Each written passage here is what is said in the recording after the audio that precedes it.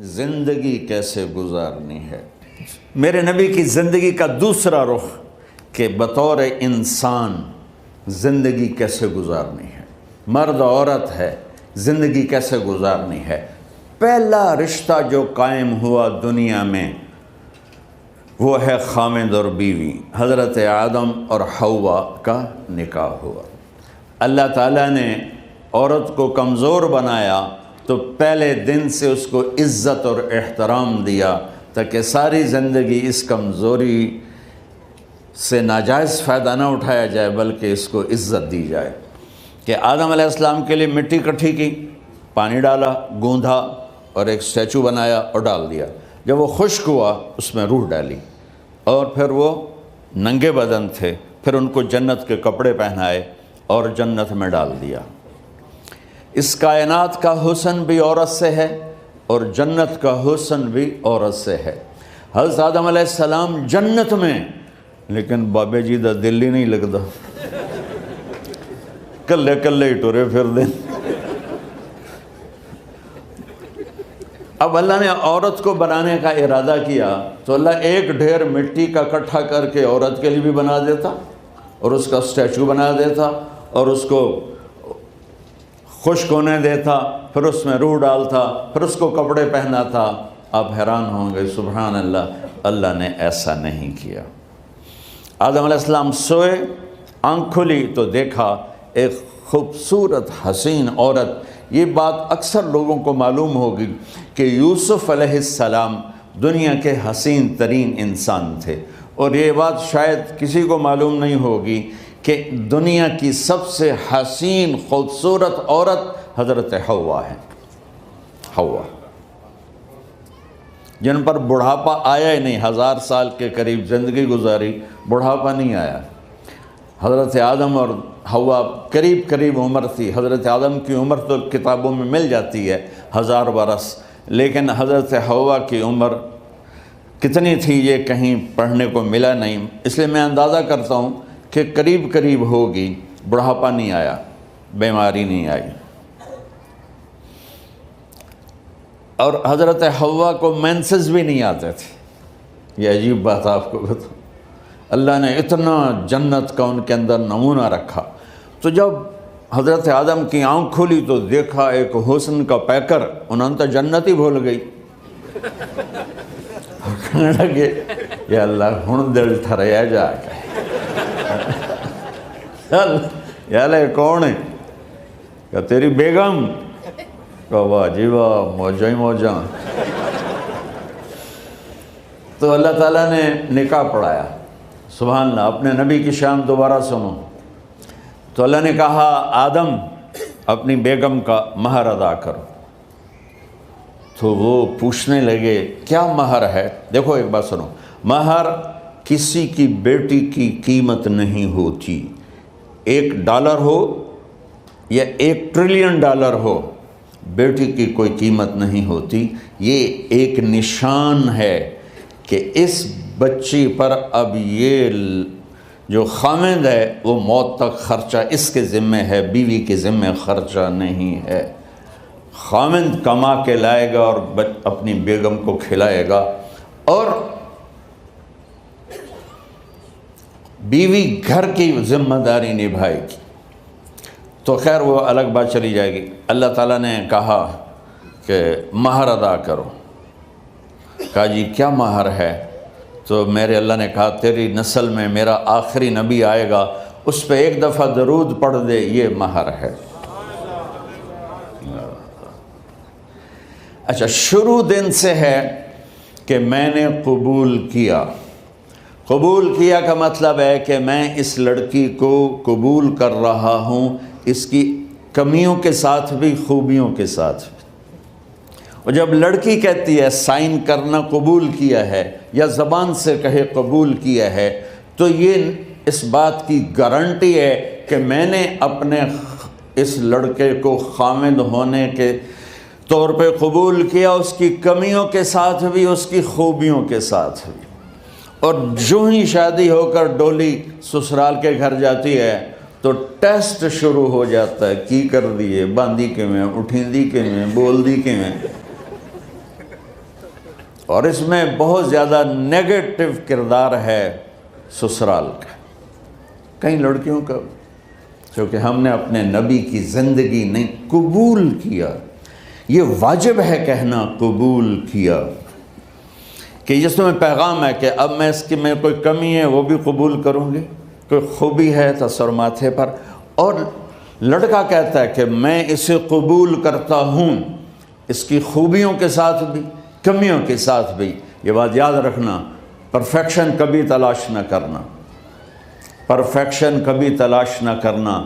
اللہ نے 100 نمبر نہیں مانگے، 51، ایک نمبر اوپر ہو گیا۔ گناہ تمہارے 50 ہیں اور نیکی تمہاری 51 ہے، تو اس ایک پر ہم تمہیں جنت میں ڈال دیں۔ اب کوئی خامند اپنی بیوی میں پرفیکشن دیکھنا چاہے، بیوی اپنے خامند میں پرفیکشن دیکھنا چاہے، ساس سسر اپنی بہو میں، ساس سسر اپنے داماد میں، بھائی اپنے بھائی میں، ماں باپ اپنی اولاد میں، اولاد اپنے ماں باپ میں، جہاں یہ نظر ہوگی تو وہاں لڑائی ہوگی۔ کمیوں کے ساتھ قبول کرو۔ قبول کا لفظ اتنا واجب ہے، تو ڈر تو پھر بہ گئی تھی نا۔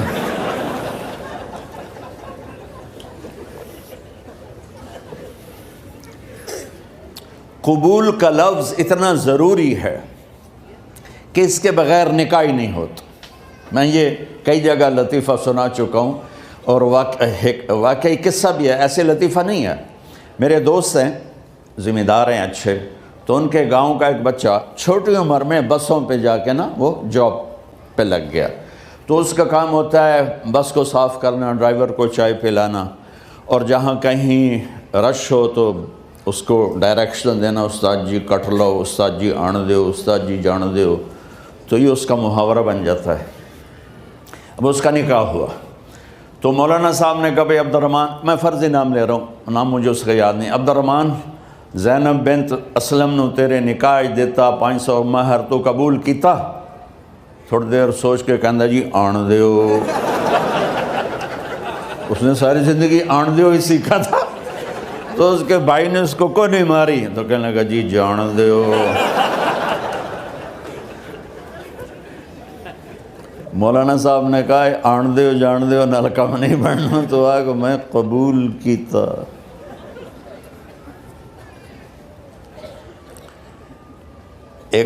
یہ بھی صحیح واقعہ سنا رہا ہوں۔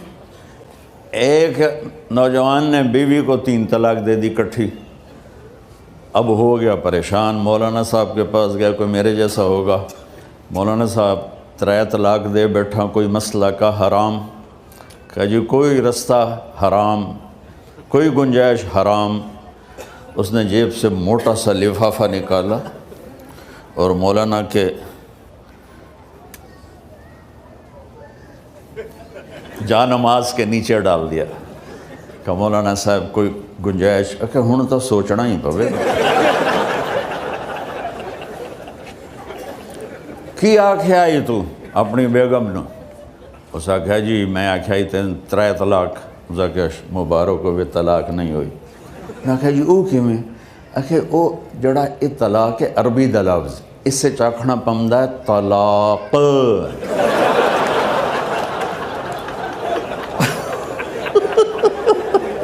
یہ آپ کو صحیح واقعہ سنا رہا ہوں۔ تو تم نے تو چھوٹے کاف کے ساتھ کہا ہے طلاق، او کاف تا کتے آلا ہے، موجاں کر، ایک لفافہ ہو راوے تو چاہے ساری زندگی دا حلال کر دے۔ لفظ قبول اتنا ضروری ہے۔ تو میرے نبی نے 11 شادیاں کی، اللہ کی قسم شوق کی نہیں تھی۔ ما تزوجت وما زوجت الا بوحی من السماء نزل به جبریل، کہ لوگوں سن لو میری بات غور سے، مجھے عورت کی کوئی رغبت نہیں ہے، میں نے جہاں شادی کی، جہاں بیٹی کی شادی کی، پہلے اللہ نے آسمان سے جبریل بھیج کے حکم دیا، پھر میں نے قدم اٹھایا۔ تو پہلا رشتہ خامند اور بیوی ہے جو اس کائنات میں جڑتا ہے، یہ دنیا کا سارے رشتوں میں نمبر 1 رشتہ ہے، سب سے خوبصورت رشتہ ہے، سب سے اہم رشتہ ہے، سب سے بڑا رشتہ ہے۔ والدین کے لیے چند آیات ہیں، اولاد کے لیے چند آیات ہیں، بہن بھائیوں کے لیے چند آیات ہیں، خاوند اور بیوی کے لیے سینکڑوں آیات ہیں، سینکڑوں۔ تو اگر آپ اپنے گھروں میں کامیابی دیکھنا چاہتے ہو، اپنے گھر کو ہاؤس کی بجائے ہوم دیکھنا چاہتے ہو، خوشی کا اگر آپ اسے گہوارہ بنانا چاہتے ہو، اللہ کی قسم ڈگریوں سے نہیں ہوگا، محبت سے ہوگا۔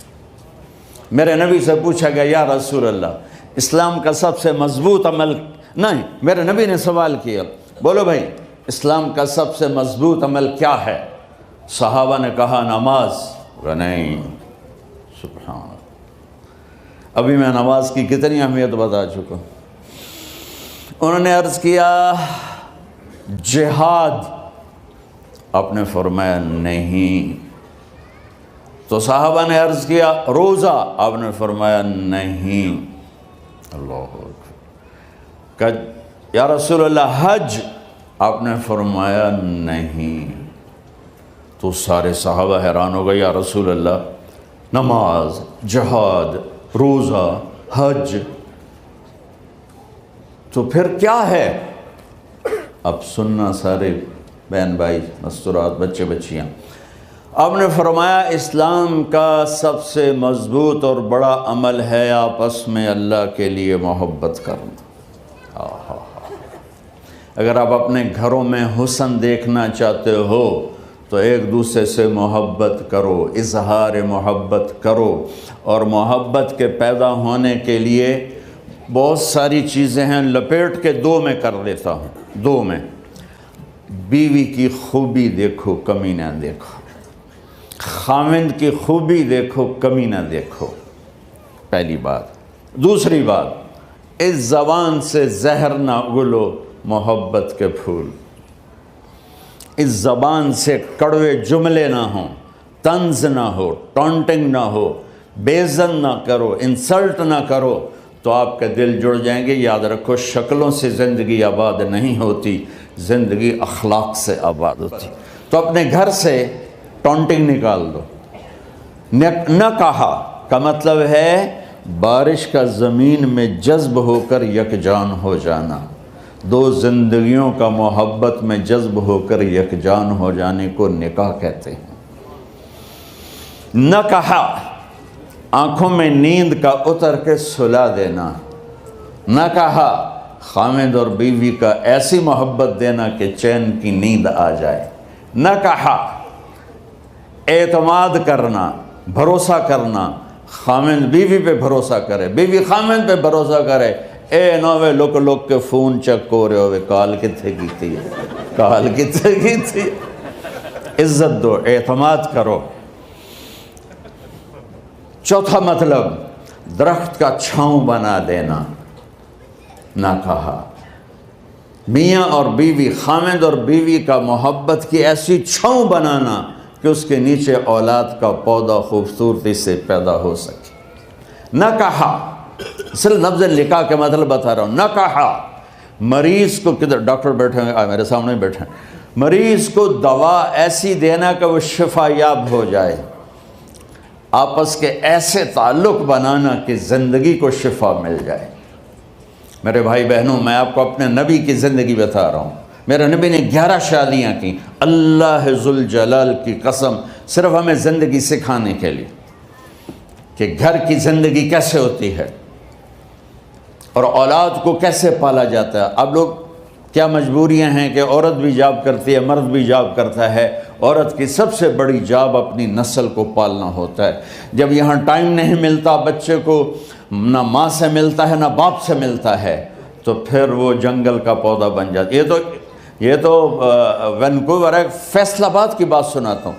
میرے بچے جس اسکول میں پڑھتے تھے ان کے پرنسپل سے میری دوستی تھی، میں ملنے گیا ایک دن، تو کہنے لگے جی عجب واقعہ ہوا ہے کہ یہاں 2 بچے پڑھتے ہیں، ان کی ماں بھی ڈاکٹر ہے اور باپ بھی ڈاکٹر ہے، تو وہ دونوں آئے ہیں میرے پاس کہ ہمارے بچوں نے 3 دن ہو گئے ہیں گھر میں کھانا نہیں کھایا، تو ہم پریشان ہیں، ہمیں بتاتے نہیں، کائنڈلی آپ پوچھ کے بتائیں کہ وہ کھانا کیوں نہیں کھا رہے۔ ایک باری کر کے بھی دکھا دو.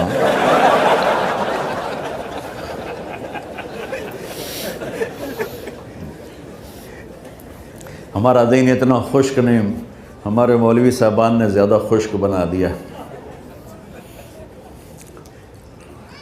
تو انہوں نے دونوں بچوں کو بلایا. سننا، سارے فیملیز بیٹھے ہو جہاں میں فیملی کی زندگی کو فوکس کر کے نبی سے جوڑ کے بتا رہا ہوں، طارق جمیل کے تجربے نہیں بتا رہا. دونوں بچوں کو بلایا. بیٹا آپ کھانے کو نہیں کھا رہے؟ کہا جی ہم اپنے ممی اور بابا کے سامنے نہیں بتائیں گے. تو انہوں نے دونوں کو باہر بٹھا دیا. پھر پوچھا اب بتاؤ کیا مسئلہ ہے؟ ان کا سر ہم صبح جب ناشتہ کرتے ہیں تو ہمارے ممی ڈیڈی سو رہے ہوتے ہیں، ہماری ان سے ملاقات نہیں ہوتی. جب ہم اسکول سے واپس آتے ہیں تو ممی ڈیڈی اپنے میڈیکل کالج میں ہوتے ہیں، ہاسپٹل میں ہوتے ہیں، تو ہمیں ان کو دیکھنے کا موقع نہیں ملتا. شام کو جب ہم کھانا کھاتے ہیں تو یہ دونوں اپنے پرائیویٹ کلینک میں ہوتے ہیں، تو ہم ان کو دیکھ نہیں پاتے. پورا ہفتہ گزر جاتا ہے، ہمیں ماں باپ کی شکل نظر نہیں آتی. تو ہم نے سٹرائک کی ہے کہ ایسے ماں باپ کی روٹی کیا کھانی جو اپنی شکل بھی نہ دکھا سکیں. تو اس لیے ہم نے کہا ہم نے بائیکاٹ کیا ہے، گھر میں نہیں کھانا ہے. تو ایسی لائف مت بناؤ. یہاں ایک بہت بڑا چکر شیطان دیتا ہے، بڑی گاڑی لے لو، $100 کی قسط تو ہے، اور بڑا گھر لے لو، $200 یا $100 کی قسط تو ہے. پھر میاں بھی کام کرے، بیوی بھی کام کرے، جو کہ بڑا گھر باقی رہے، تو خوشیاں تو مٹ گئیں. جو ڈبل جاب کرے گا، پھر ڈبل جاب کرتے ہیں. ڈبل جاب کرنے والا بیچارہ تھکا ہوا ذہن لے کے آتا ہے، وہ کیسے ٹائم دے گا اپنے بچوں کو خوشی کے ساتھ؟ جو ماں جاب کر کے آئے گی پھر کھانا پکائے گی، وہ جب اتنی تھک جائے گی تو اپنے بچوں کو کھلا ٹائم کیسے دے سکے گی؟ پوری کائنات کی ذمہ داری تھی میرے نبی کے سر پر، اور آپ اس کے باوجود روزانہ حسن حسین کے لیے وقت نکالتے تھے. اور انہوں کو آ کر کوئی لیکچر نہیں. دیکھو ماں باپ سے ایک بات کرتا ہوں، لیکچر تھوڑا دو، محبت زیادہ کرو. یہ نہ کرو، یہ کیوں کیا، یہ کرو، یہ کرو، یہ چھوڑ کر صرف سینے سے لگاؤ، صرف محبت دو. کمیوں سمیت بچوں کو قبول کرو، ان کی زندگی تبدیل ہو جائے گی. اتنے بڑے نبی، اتنی بڑی ذمہ داری، اور اتنا درد سینے میں کہ آپ کے سینے سے ایسے ابلنے کی آواز آتی تھی جیسے ہانڈی ابلتی ہے. اس کے باوجود آپ روزانہ کہتے این اللقا، میرے شرارتی بچے کدھر ہیں؟ تو وہ بھاگے بھاگے آتے. دیکھو میں فزیکل کر کے بتاؤں گا تاکہ آپ کو پتہ چلے زندگی کیسے گزاری. کہ میرے شرارتی بچے کدھر ہیں؟ 7 بر اعظم کی ذمہ داری ہے. اور تھوڑی چھوٹیاں جابن تو تسی کہتے ہو بزی بڑے ہیں، بزی بڑے ہیں. میرے نبی پہ 7 بر اعظم کے انسانوں کی ذمہ داری ہے، اور آخری آنے والے انسان تک کی ذمہ داری ہے. اس سے بڑی جاب کس کی ہوگی کائنات میں؟ اور پھر آپ روزانہ آتے ہیں این اللقا، میرے شرارتی بچے کدھر ہیں؟ تو حسن حسین بھاگے بھاگے آتے. آپ ان کے لیے یوں ہو جاتے تھے، آؤ بھائی میری کمر پہ چڑھ جاؤ. اپنے نبی کی عظمت کو جانو کہ انہوں نے زندگی کیسے سکھائی. چاند کے 2 ٹکڑے کر دینا کوئی معمولی بات ہے، آسمان چیر کے چلے جانا معمولی بات ہے، ایک زندگی سکھا کے جانا سب سے بڑی بات ہے. کتنی اولادیں برباد ہو گئیں ماں باپ کی وجہ سے، کتنے گھر اجڑ گئے ساس سسر کی وجہ سے، کتنے گھر اجڑ گئے لڑکی کے بدتمیز ہونے کی وجہ سے، کتنے گھر اجڑ گئے لڑکے کے شرابی اور باہر کی گندگی کی وجہ سے. زندگی سیکھو. یہ اتنے بڑے نبی ہو کر آپ یوں ہو رہے ہیں جیسے میں نے آپ کو کر کے دکھایا. دونوں کو اوپر بٹھا لیتے اور کمرے میں چکر لگاتے تھے، پھر یوں کر کے پوچھتے تمہارا اونٹ کیسا ہے؟ سوال. پھر دونوں کو اتار دیتے اور اپنی نواسی زینب، جن کو حضرت علی کی وراثت ملی کس کی؟ علم کی، فصاحت اور بلاغت کی، ان کو کمر پہ بٹھا لیتے اور اکیلی زینب کو پورے گھر میں چکر لگواتے تھے۔ اور بھی دکھ ہیں زمانے میں محبت کے سوا، راحتیں اور بھی ہیں وصل کی راحت کے سوا، کیا صرف کمانا ہی کام ہے؟ ادھار کی زندگی سے بچو، خوش و خرم رہو، اس کو قسط دینی ہے، یہ قسط دینی ہے، یہ قسط دینی ہے، یہ دینی ہے، سر میں درد نہیں ہوگا تو اور کیا ہوگا؟ تو آپ اتنے بڑے عظیم ہو کر وقت نکال رہے ہیں۔